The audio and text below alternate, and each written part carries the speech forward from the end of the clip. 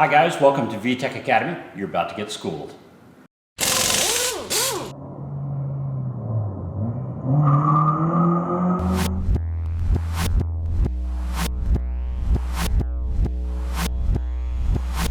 Hi guys, today we're introducing a new project. This particular car happens to belong to Brian Hasty. This is Brian Hasty. He owns Fastbrakes, and he picked up this car. You got a pretty good deal on it, didn't you? $2,400. Wow, good price. So what's the plan with this thing? Really, I want to explore the new turbo motors that are going to be coming in the Civics. Obviously, we know that the little Fit has about 100 horsepower or so, and I'm looking forward to putting something in that's got about 250.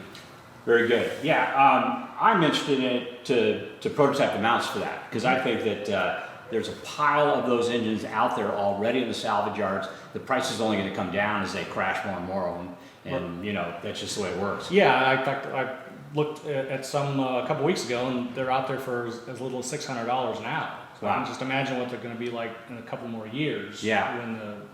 When there's tens of thousands of Civics in their salvage yards. Yeah, I don't know if you're aware of this, but since the turbo was introduced, I think all the way back in May, they had over 100,000 of them on the road in the U.S. Yeah, I didn't know that. So they're selling like hotcakes, yeah, literally. So lots of parts available, to do a swap. Yeah. And I've always liked the Fit. When it came out a few years ago, I did the original rear disc conversion project for it with you guys, and I never owned one. But since they have come down in price, I just decided it was time to do another car. Yeah. This one actually needs a little bit of work. There's a few body panels that have some dents. Yeah, I got a little bonk here and a couple other things. But again, that's stuff that I don't mind replacing. Front fascia we need to replace. There's a few other little odds and ends that need to be replaced. So that's normal on a car with 145,000 miles on it. So today we're here to do a rear disc conversion and also upgrade the front brakes. Right.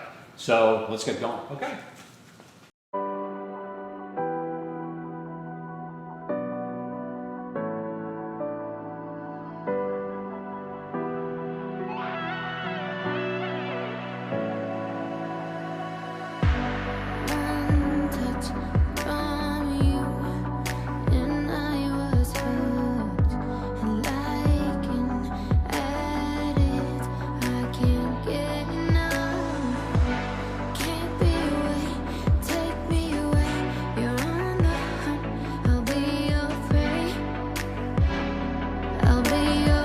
Well, the Fit normally comes with a 10 1/4 inch, 260 millimeter front rotor with a single piston caliper.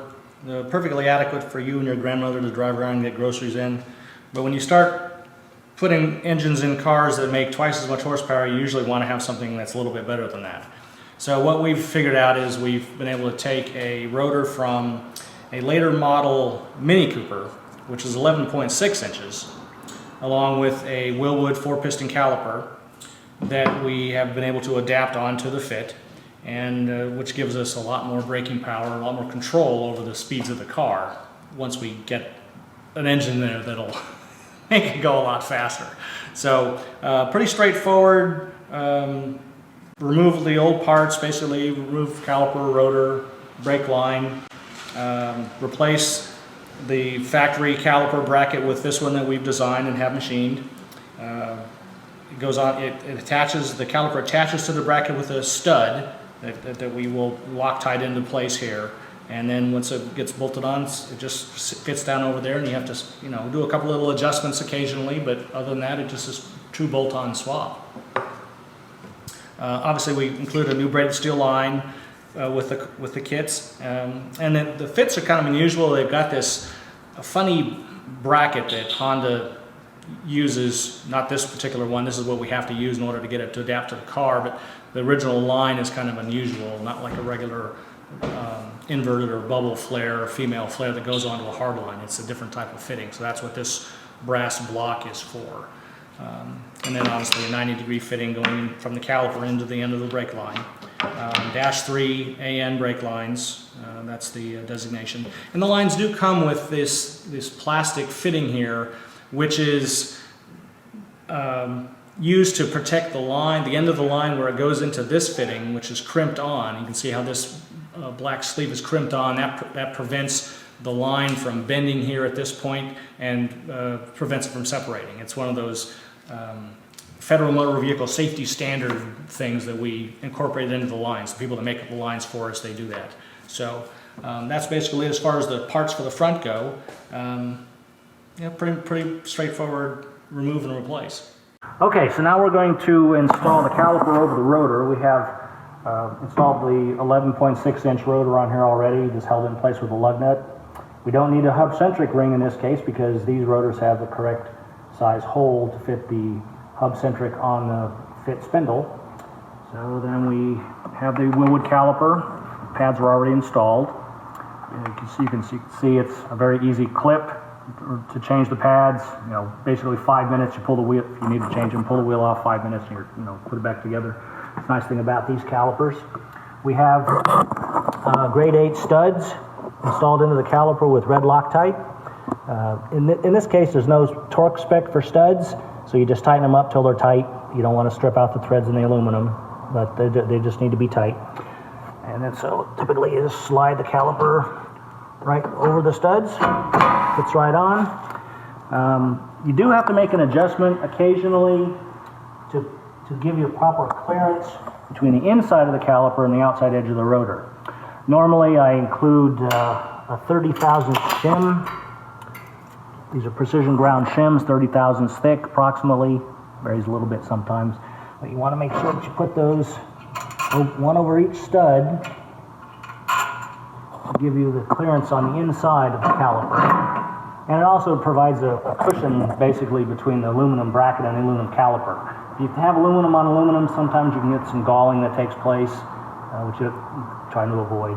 So you put those shims under there. Now we've got the caliper set properly. You can see the pads are right at the edge of the rotor where they want to be. And so adding that 30,000 shim gives us that height. You can see how the stud sticks through the caliper itself. In this particular case, these are shorter studs. The next size up in stud length would put the stud out to about here, which I don't like using. So in this case, we use a short locking. This is actually a military grade lock nut. And then so we use an AN washer, goes over the stud, and we install the the military mil-spec stud. I can't tighten it down because it's a lock nut.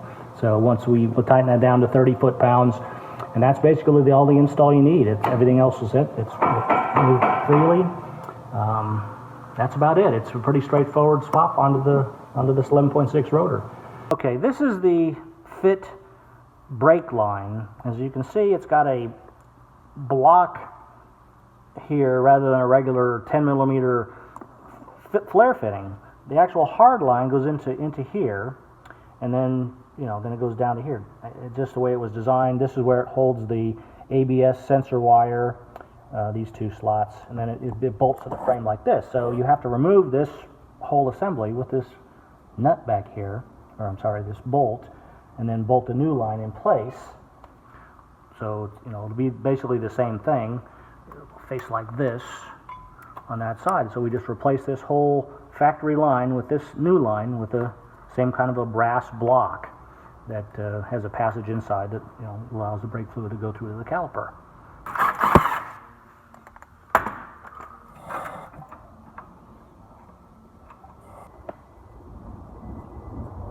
Here's the rear disc conversion setup for the Fit. Fit, as we know, comes with drums, which are, again, adequate for most activities that you're going to use the car for. But when you start going faster, you kind of want to have a little more capacity. And so we just developed this kit for the Fit back in 2007 when they first came out, using an adapter bracket that we've, again, have machined here locally. 11-inch rotor, 10.9-inch rear rotor, a factory caliper. These calipers are from the RSX base models and or Type S's. New parking brake cables and a brand new braided steel line, that runs from the hard line all the way down the trailing arm to the caliper.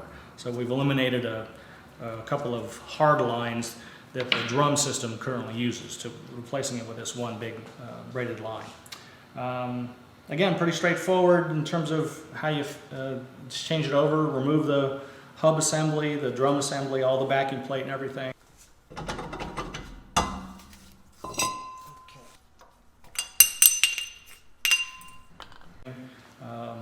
Remove the nut, pull the hub off so you can get to the bolts that hold the drum backing plate on there.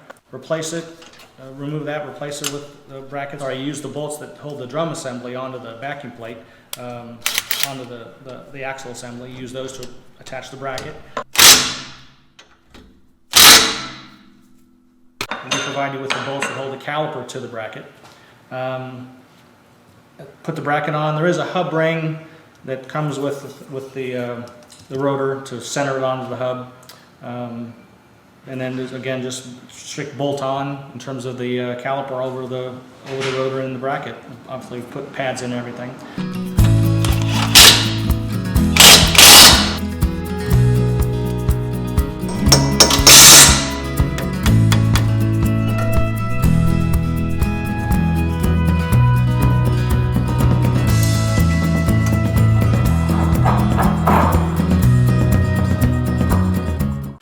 Parking brake cables, they are from the RSX or Civic SI, the EP Civic. They're both about the same length. I think they're the same parts, in fact. So you use those to replace the factory park brake cables because they're for drums. So you got to have these to fit the discs. One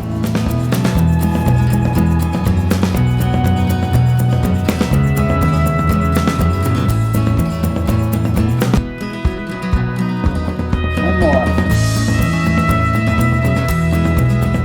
Now it's kind of bubbly.